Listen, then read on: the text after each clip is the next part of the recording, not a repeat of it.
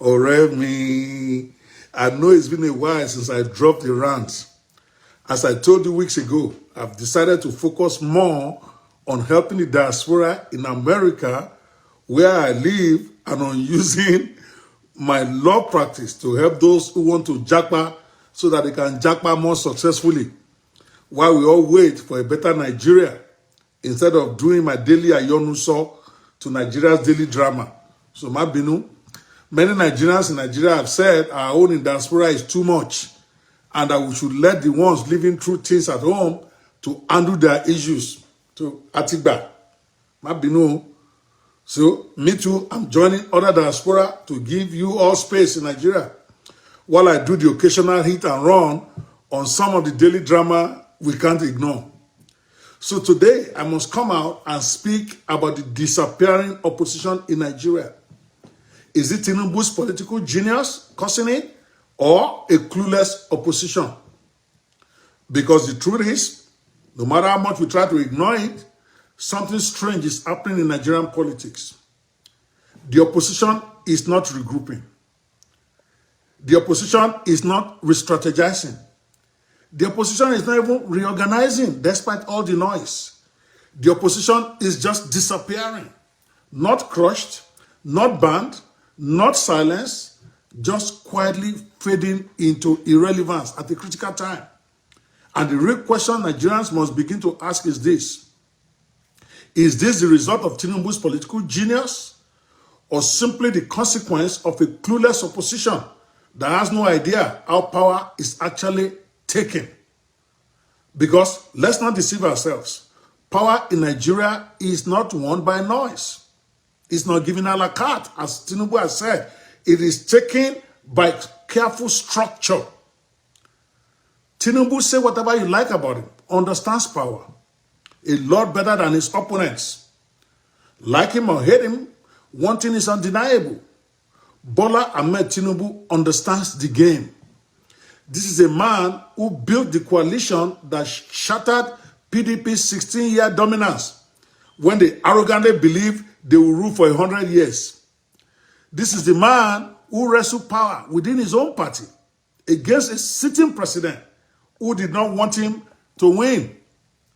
This is the same man who navigated a chaotic multi-candidate election to emerge as president in 2023 with his famous Emilokon Gambit.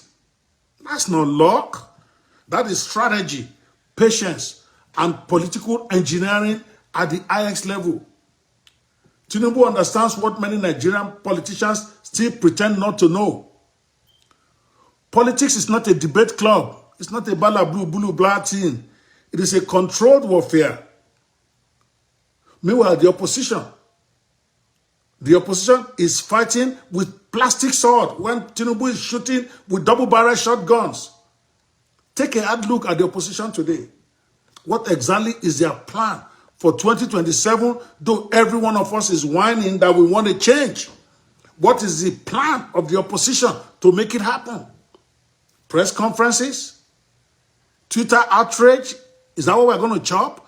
Occasional coalition rumors that collapse before they even mature. Meanwhile, while they are talking, Tinubu is building quietly, relentlessly, systematically. Governors are being cutted. Governors are being bought. Governors are being settled. Structures are being strengthened.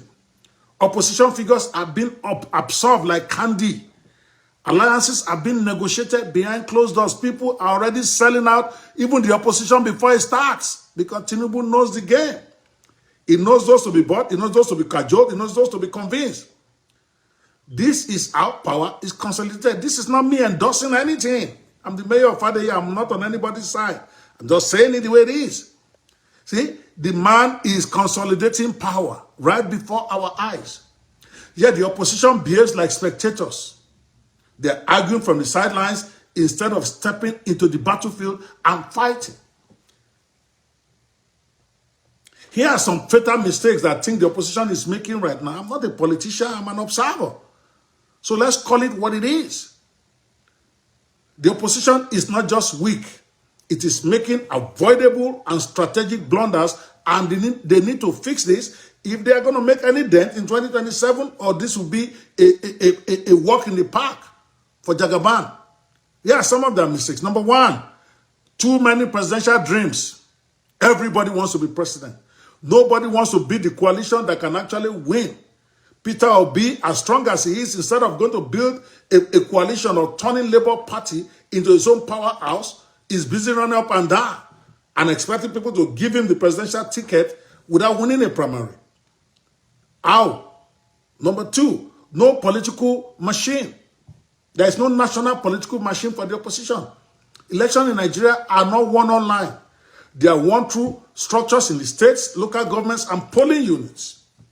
Number three, fragmentations across multiple parties, multiple egos, multiple political parties, multiple directions. There's only one predictable result from that: defeat. Law. Number four, lack of strategic discipline. Serious political battles require long-term planning. What we see instead is emotional, reactionary politics from the opposition. Number five, confusing messaging. Criticizing government is easy. Oh yeah, it is easy. Offering a compelling alternative is leadership.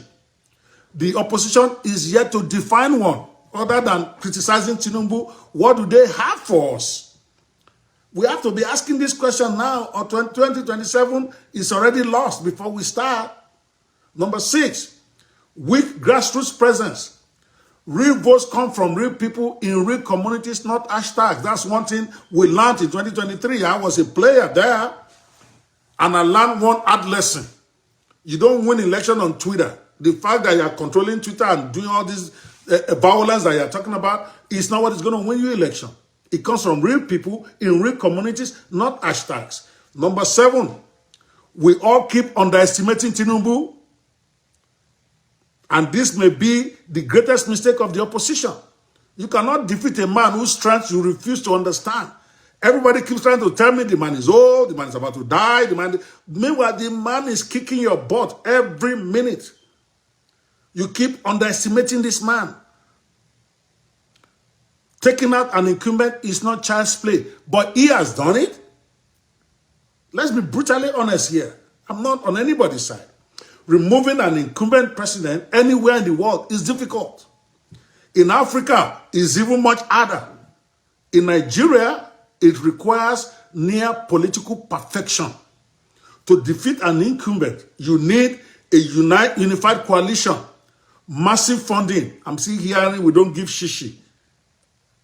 Arayoti Bale, eti ready. You need massive funding, strong grassroots machinery, elite alliances, ruthless discipline. Right now, the opposition has none of this at the required scale, and we are less than 1 year from the election. What it has right now instead is division. And division is a gift to any sitting president. Yeah, it might be the president himself causing some of those divisions, but that's his job. His job is to weaken the opposition, not to strengthen them. For all of you who are whining, democracy is done, democracy is done. Is it Tinubu's responsibility to make his opposition stronger? Abori Igbale. That's not his job. Look at what the man is doing. The man, yes, again, this is not me endorsing Tinubu. You all know me. I call it the way it is. But Tinubu is quietly making some moves that is making his re-election almost inevitable unless the opposition gets his shit together quickly.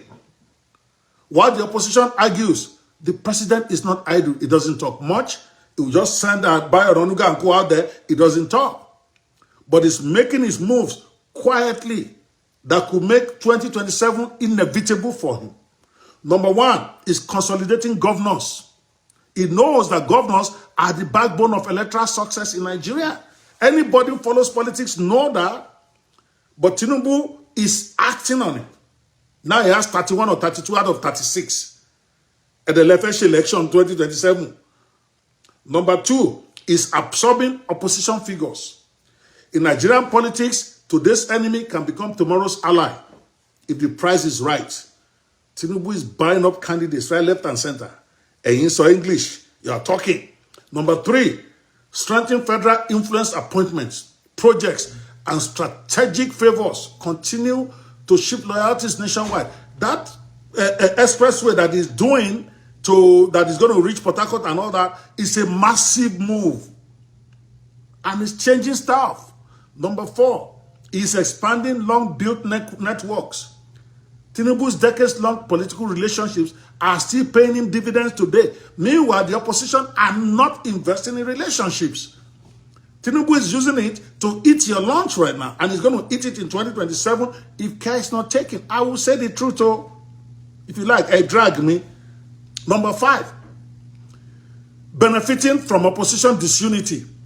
And I think that is perhaps his biggest advantage of all. The opposition is weakening itself. They can't even agree on a consensus candidate at this time of the game. We still don't know whether Atiku and Obi are going to go separately and go contest separately, in which case they are all dead on arrival. They can't decide which of them is going to be the arrowhead, even though it's clear that momentum is with Obi. But all these old politicians, they won't concede to him. He himself, too, is afraid to go do primary. He wants them to dash him the presidential ticket on a platter of gold. So now it's all a mess. Oremi, Tinubu's greatest weapon is not power. It is his opponent's weakness. Tinubu's biggest advantage today is not the presidency, contrary to what a lot of people think. After all, he took it even when the president there did not want him to take it. So that's not his strength. It is the absence of a credible, coordinated opposition. Every internal fight among opposition strengthens Tinubu. Every delayed coalition helps him. Every ego battle moves him one step closer to an unassailable 2027 victory. Tinubu himself did this now when it was his time to take out an incumbent. The first thing he made sure is that there's a unified opposition against Jonathan. He subsumed even his own ambition to put the guy with the momentum on his side on the front line. Buhari was the one with the momentum on his side in 2015. And he recognized that. And he swallowed his own ego and backed the man 1,000,000%. But the opposition is not ready to do that for Peter Obi now. The one scenario that could still shock Tinubu though, despite everything, Nigerian politics is unpredictable.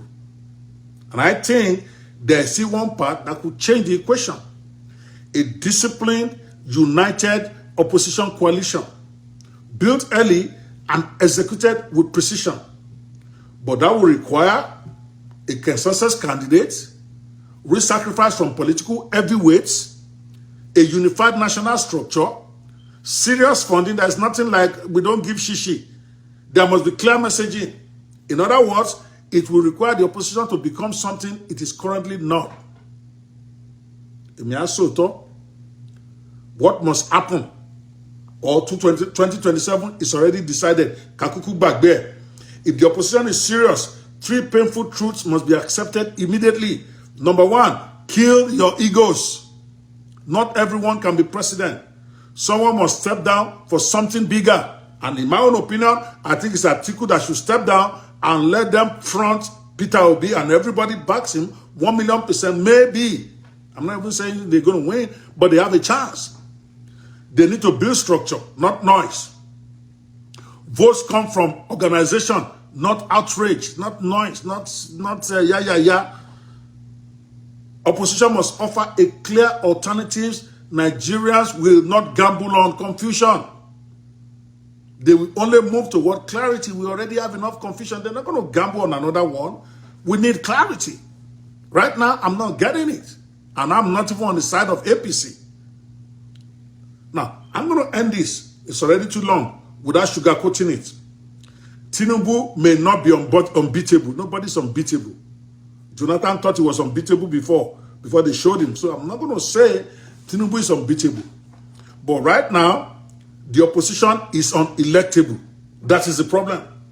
And that is far more dangerous. It's a far more dangerous problem than the other one. Because power is never given. Tinubu said it, you guys are not taking him serious. Power is never given. Power is taken. If the opposition continues like this, 2027 will not be a contest. It will be a coronation for Jagaban of Bogu. Ẹni mo sọ bẹ́ẹ̀, mo ti sọ tèmi nìyẹn.